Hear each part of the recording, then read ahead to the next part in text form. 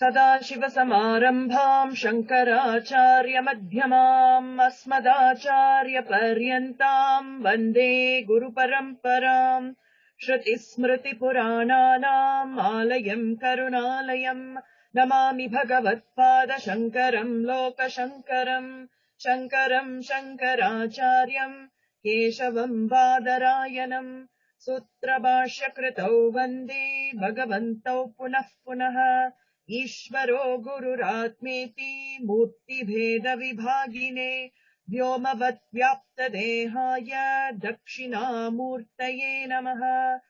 ॐ सहना भवतु सहनौ भुनक्तु सह वीर्यम् करवावहै तेजस्विनावधीतमस्तु मा विद्विषावहै। ॐ शान्ति शान्ति शान्तिः। गुरुर्ब्रह्मा गुरुर्विष्णुः गुरुर्देवो महेश्वरः गुरुः साक्षात् परम् ब्रह्म तस्मै श्रीगुरवे नमः। ॐ गं गणपतये नमः। ॐ गं गणपतये नमः।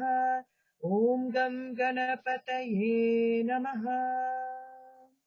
रूपम् दृश्यम् लोचनम् दृक् तद्दृश्यम् दृक्तु मानसम् दृश्याधिवृत्तयः साक्षी दृगेव न तु दृश्यते.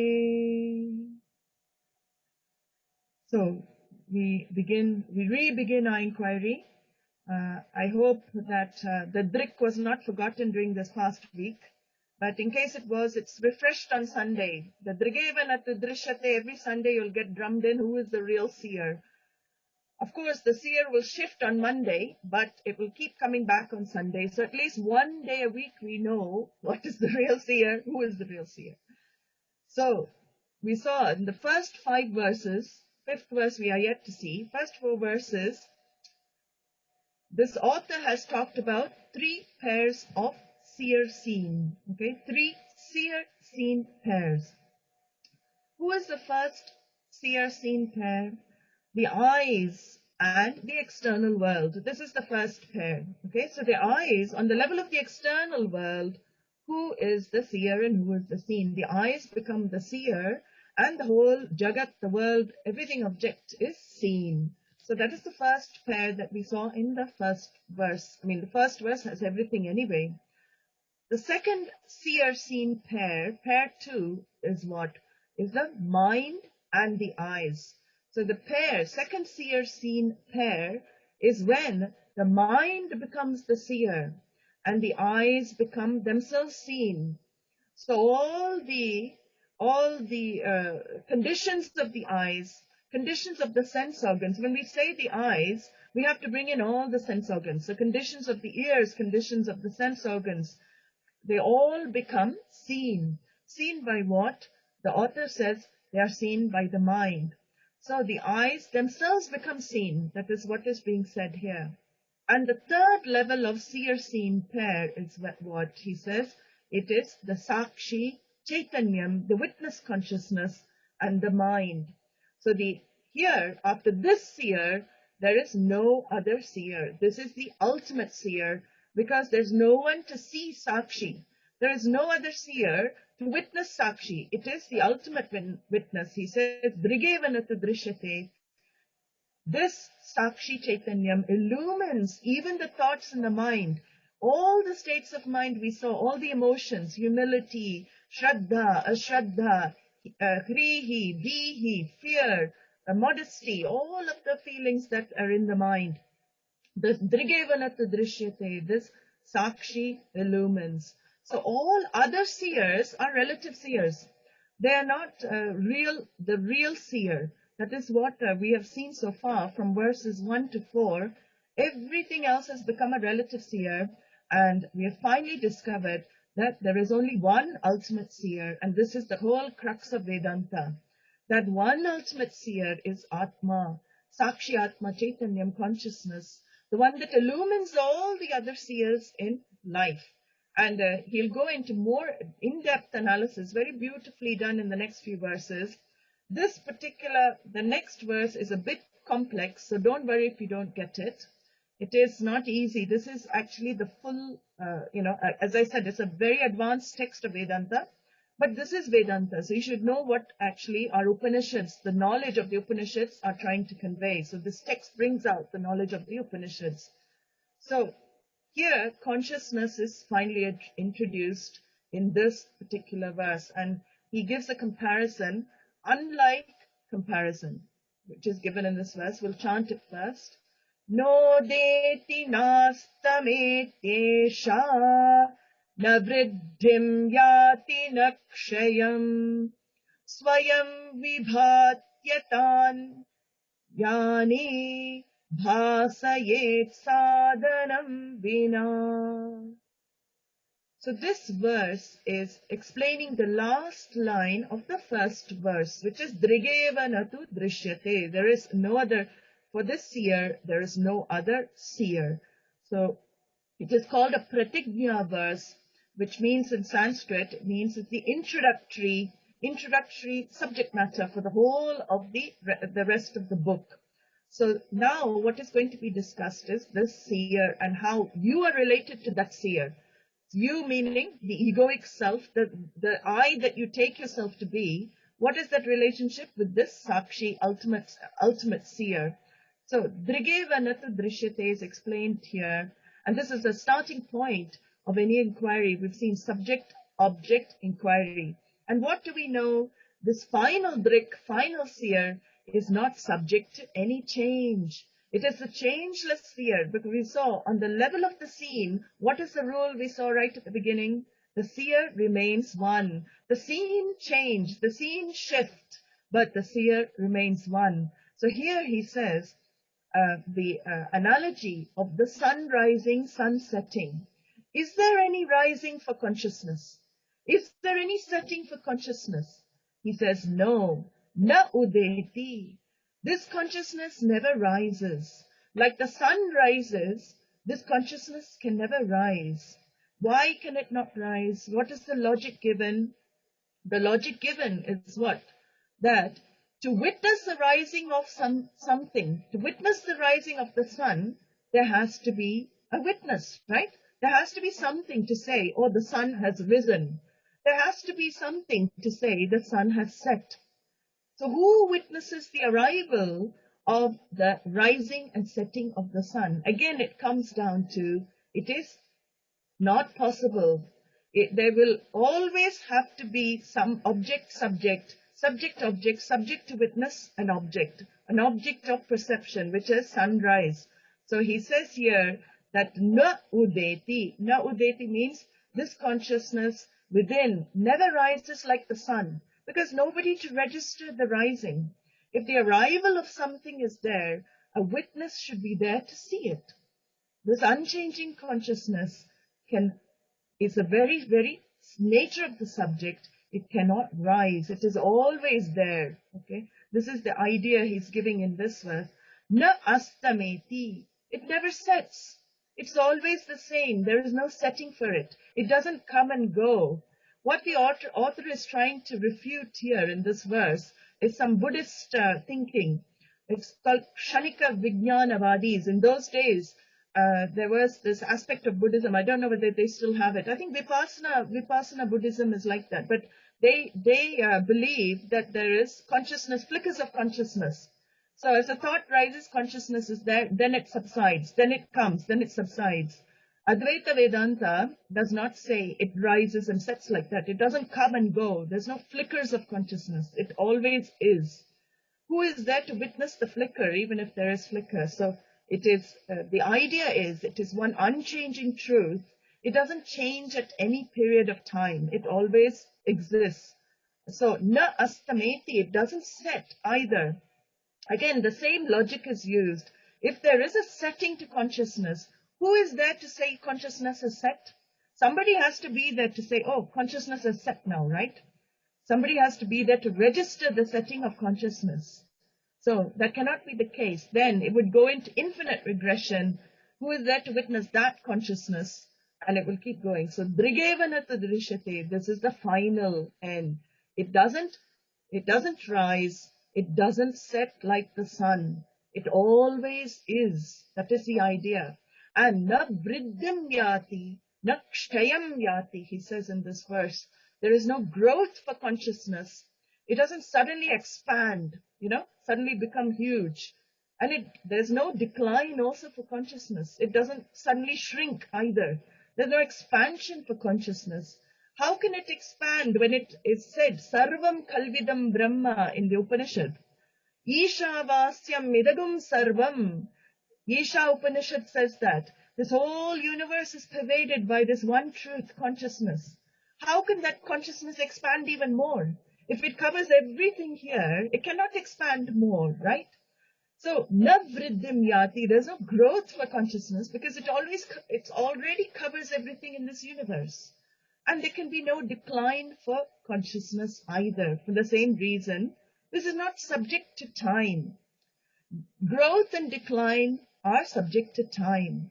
And we've seen everything in time is subject to this shat vikaras, or the sixfold changes that we have seen in the other texts.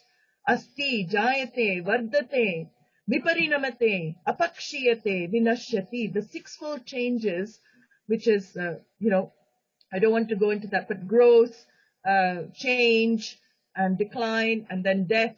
All objects in this world are subject to the sixfold changes because they are subject to time, including this body. Physical body also, we see that. It is born, it grows, it changes, it declines, and then it's gone. Poof.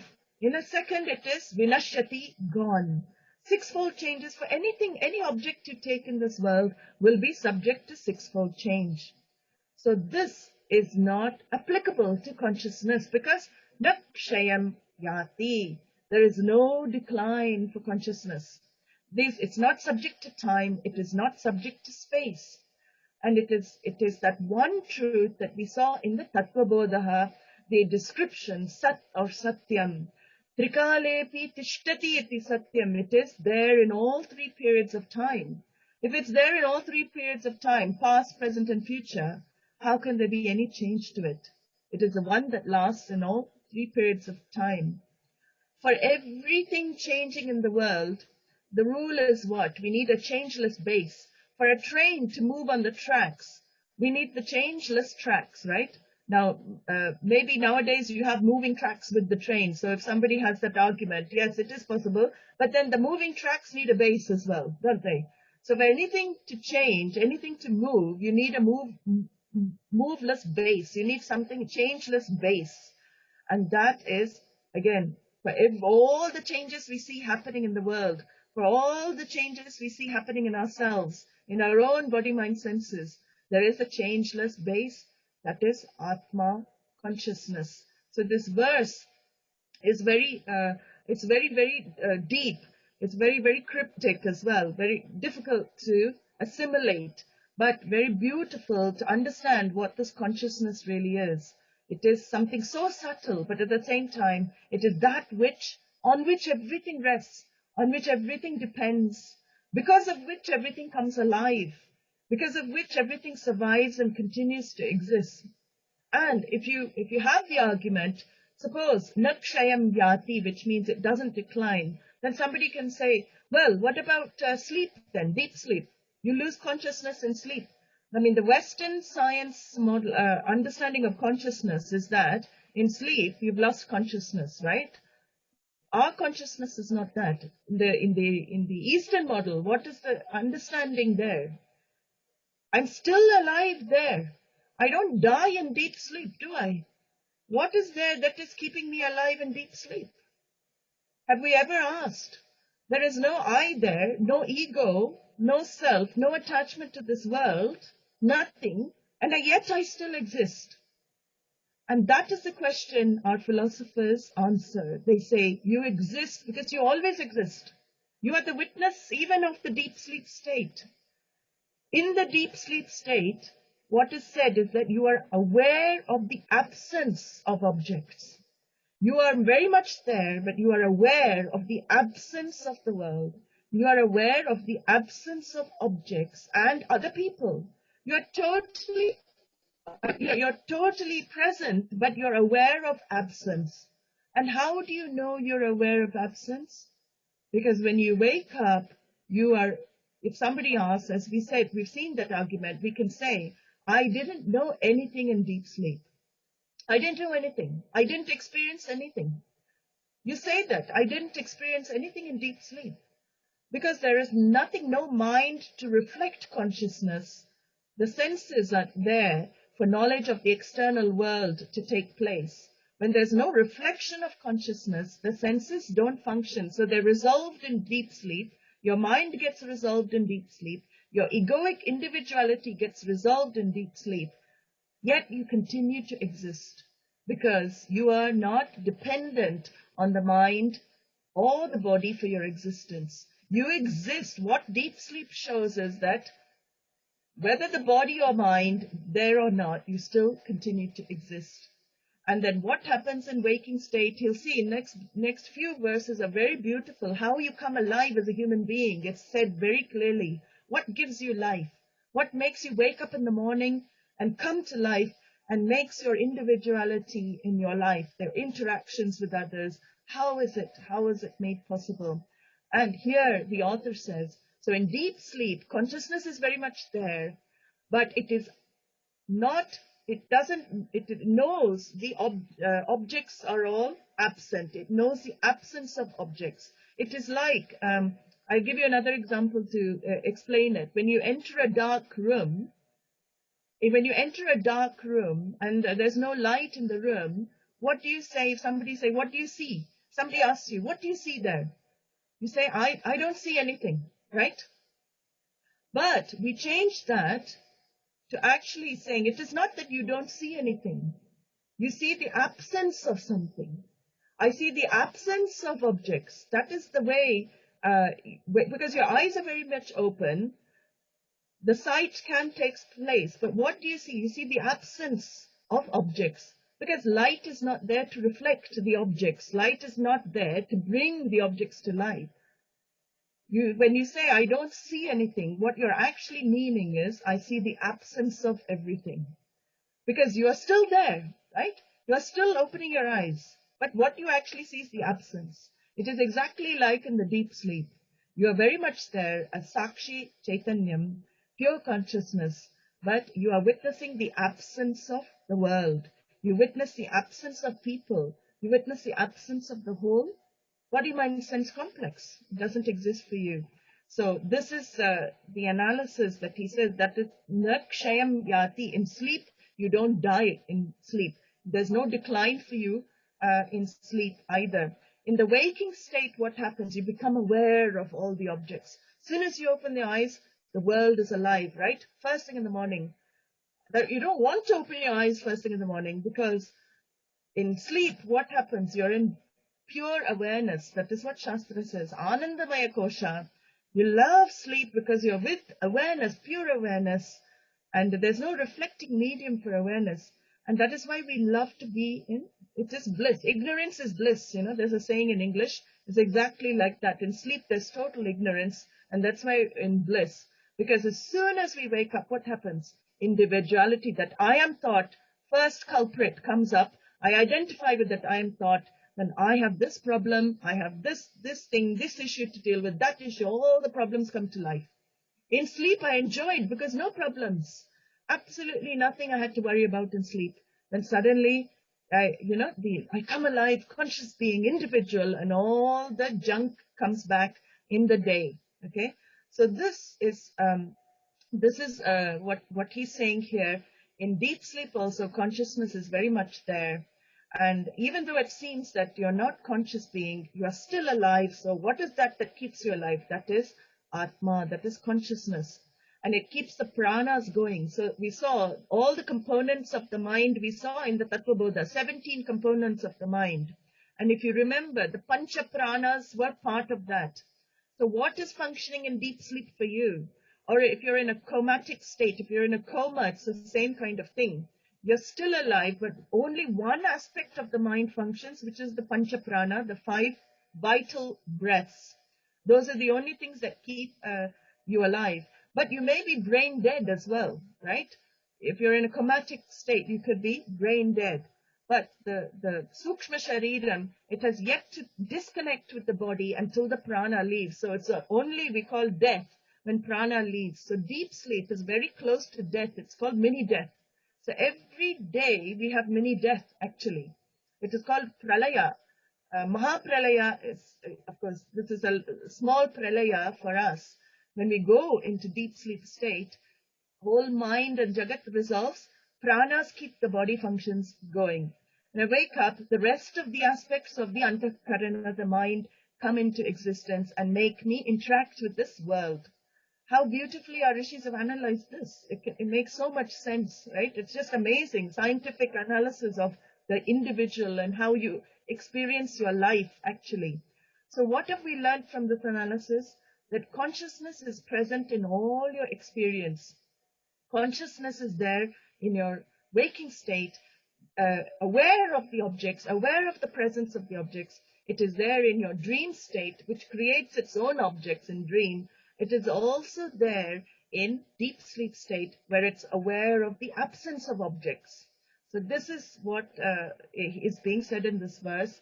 And he also goes to describe consciousness with a very beautiful, again, another beautiful Sanskrit words, Swayam Vibhati.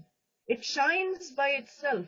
Sadhanam Vina. It doesn't need a means to reveal itself. This is an important concept to understand. Also very, very difficult to understand. So just bear with us while we explain it. It is not easy. But what he's trying to say is that Swayam Vibhati is this light, this consciousness doesn't need another light to bring it to light, right? Everything else needs a means of knowledge to bring it to light, to make it known to me. But I am, that I am. I don't need anybody to tell me I exist, do I? This is the whole thing. Do you need anybody to tell you exist? You need your eyes to see the objects in the world. That's a means of knowledge to register knowledge of the external world. You need your senses to register knowledge of the external world. Do you need a means of knowledge to register your existence? Do you need something external to you to tell you you exist? So in Descartes' philosophy, a famous Descartes, the French philosopher, he said a very interesting sentence. He said, I think, therefore I am. I think, therefore I am. You might have heard that. So for that existence of yourself to be revealed, he said you need your mind. Because you think, what he's saying is because you think, you exist. Vedānta is totally opposite. It is totally the other way. I am, therefore I think. He got it the other way around. He got it ulta. I am. The truth is, I am, therefore I think. Everything is dependent on that existence to come to light. So the thoughts itself, I am, therefore I think. Not because I think I am. Okay? Because then what would make me think? The question will come. What makes me think? So this is what he's saying here. Swayam Vibhati, it shines by itself, which is called in English, the word is used, is self-evident. It's self-revealing, self-evident. It is, without being evident, to anything else, it reveals by itself. Sakshi Chaitanyam is the only thing which need not be proved by any other means of knowledge. It doesn't need to become a known thing. This is very, very important, because everything in our life becomes known to me, right? Through the mind, everything is an object that's known to me. Here, our scriptures, our rishis are saying, this is the one thing that cannot be known. It cannot be known through a means of knowledge. You don't have to prove it by an argument or by reason. We'll take it, like table is existent because it's known to you, right? You say this is a table, it is known to you. The chair is existent because it is known to you. You see the chair, you are the one who registers the existent. Again, I am existent. Why? When you ask yourself the question, I am existent because of You cannot answer because you are just existence. You are self-proving, self-evident, self-revealing. My existence is like that. All of our existence is like that. And even if you doubt your own existence, if you doubt saying, do I exist or not? Suppose you doubt your own existence. Do I really exist? Then you have to ask yourself, who is the doubter? Who is the doubter who doubts the existence? You. So it cannot, Drig-Drishya, the doubter is none other than you. So there is only one thing that cannot become an object of knowledge. That is self-evident, self-revealing, Sakshi Chaitanyam, witness consciousness. There's no other proof to say you exist. And that is what he's saying here, Swayam Vibhati. You don't need your mind for your existence. You don't need your senses for your existence. The mind and the senses are required for you to understand the external world only.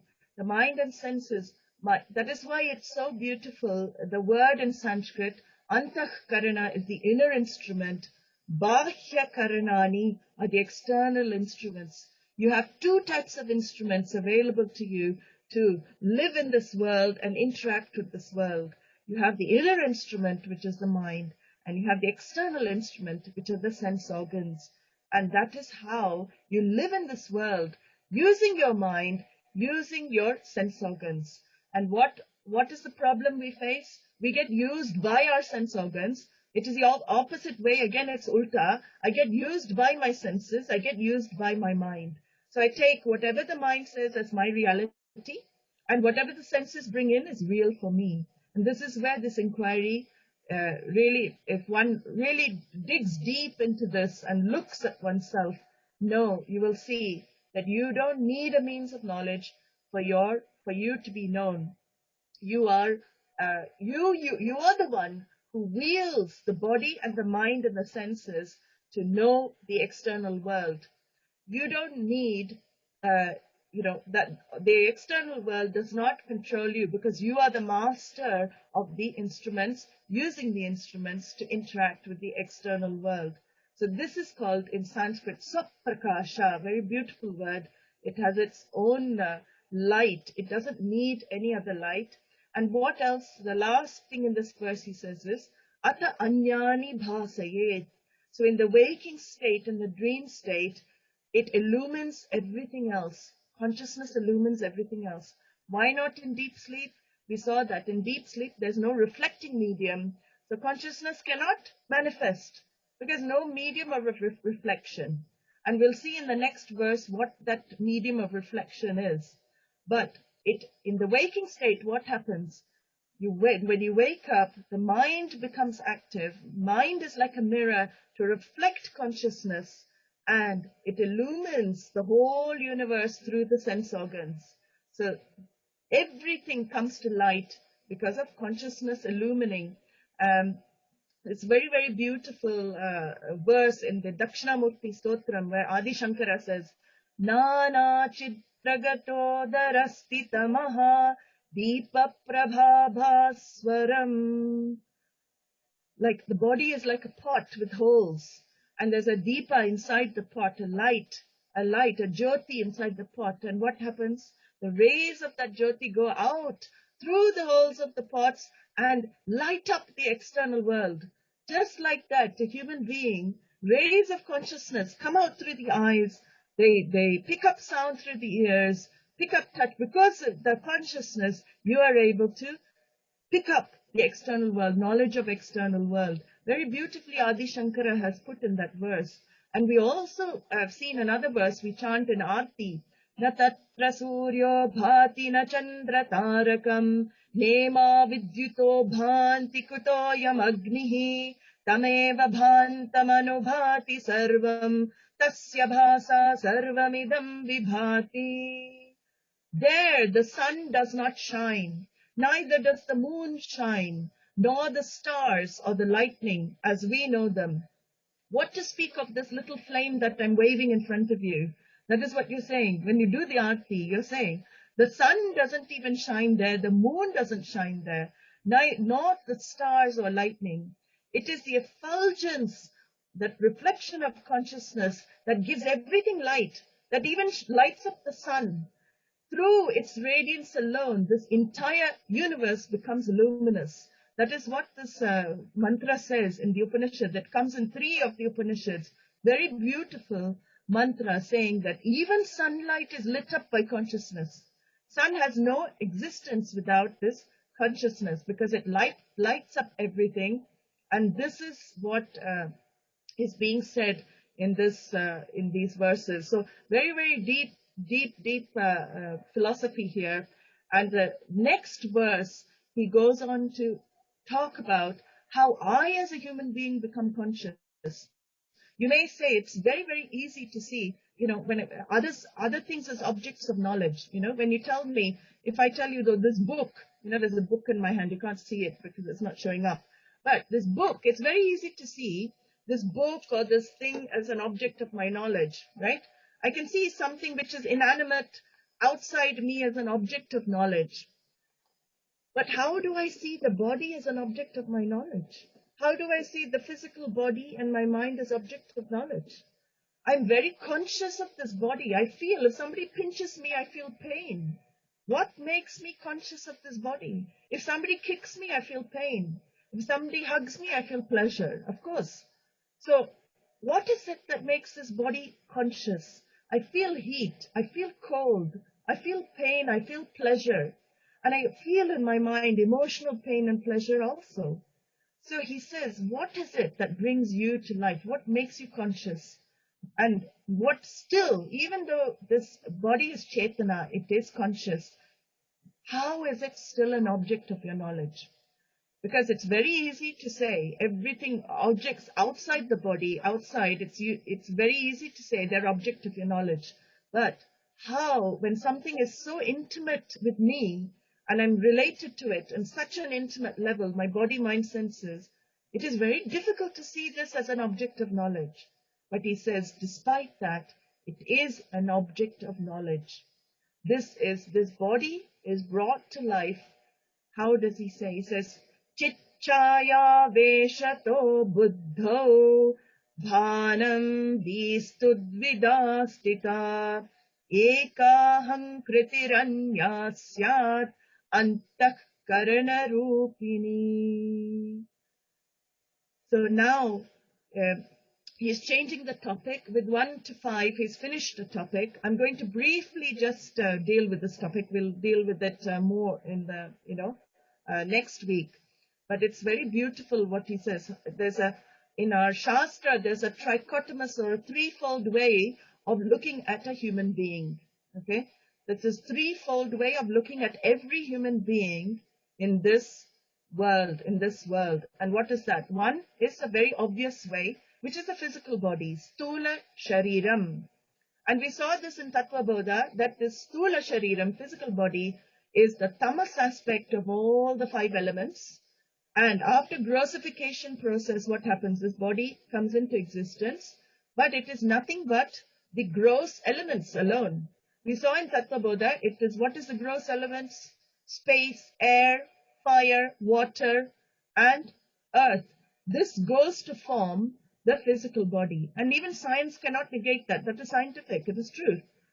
So this is the first aspect of a human being. What is the but? Our Shastra talks about 3 aspects. Okay, so the second aspect is the mind. And the mind we call as antahkarana. As we've seen this also, the subtle body or sukshma shariram, which is the sattva guna of all the subtle elements. If you remember Tattva Bodha, that's why Tattva Bodha becomes useful in understanding other texts. If you understand Tattva Bodha, you'll recall all of that. The Rishi there who authored, he said that all the sattva guna, subtle elements, form the antahkarana. And what is this antahkarana? Thoughts, feelings, emotions, all of this is contained in that thinking. But the third aspect of a human being is the self. As we've seen, each human being is pervaded by consciousness. And on the individual level, we call it Atma. It is not that individual Atmas, everybody is walking, talking Atma, different individual, enclosed Atma. Jains have the belief That Atma is the size of the body that it resides in. So elephant Atma will be huge. Ant Atma will be tiny. And, human being, depending on the size, it will be limited Atma. So we ask, what about the space between the Atmas? What is there then? So it is not individual Atmas like that. Consciousness pervades everywhere. It is one consciousness. On the individual level, pervading each individual, it is called Atma. So this is the trichotomous or threefold view of every human being. Now the first two, we don't have to really, the first two is what our concern is, but the first two are considered in the Shastra. The first two meaning the physical body and the antahkarana, the mind. They are inert. They are jadam. They have no sentiency, it is said in our scriptures, by themselves. They are totally inert. They are not sentient by themselves. Okay, that's very important to know. And how do we know that? When we die, we know that. Body is going back to the earth. Earth to earth, ashes to ashes. So they have no sentiency, independent sentiency. Then what brings me to life? What gives me life? That is the question, and that is what he answers here. What gives the mind consciousness? What gives my thoughts consciousness? What brings my thoughts to life? What brings my body to life? So it is said in the Shastra that the mind is a reflecting medium. The mind has the capability, the Sukshma Shariram, the subtle body, is capable of reflecting, manifesting consciousness. Consciousness can manifest through the mind, and what does it do? He'll in this particular analysis, in this verse, what he does, he splits the mind into two. We have seen the model of the mind split into four, right? If you remember, we have seen the fourfold split in the thinking aspect. So, antahkarana, buddhi, manaha, chittam, we saw this fourfold split in the tattva bodha. But here, he splits those four into two. And we're going to see that next week. I'm not going to deal with it because a lot of things to take in. So I'm going to leave it suspense on edge to be continued next week. What is that twofold split? It's very, very interesting. And you will really, if you get it, you will start seeing yourself in a totally different light. I can assure that. This whole text is not just some intellectual pleasure exercise. It is for you to see in your life how you really interact and how all the problems that need not affect you. That is, again, punah punah shravanam. When the shravanam is done again and again, it will, help with this. So with this, I will stop for today. Om Sarve Bhavantu Sukhinah Sarve Santu Niramayaha Sarve Bhadrani Pashyantu Ma Kaschit Dukkha Bhag Bhavet Asato Ma Sadgamaya Tamaso Ma Jyotirgamaya Mrityor Ma Amritam Gamaya Om Purnamadav Purnamidam Purnat Purnamudachyate Purnasya Purnamadaya Purnamevavashishyate. Om Shanti Shanti Shanti. Harihi Om Shri Gurubhyo Namaha. Harihi Om.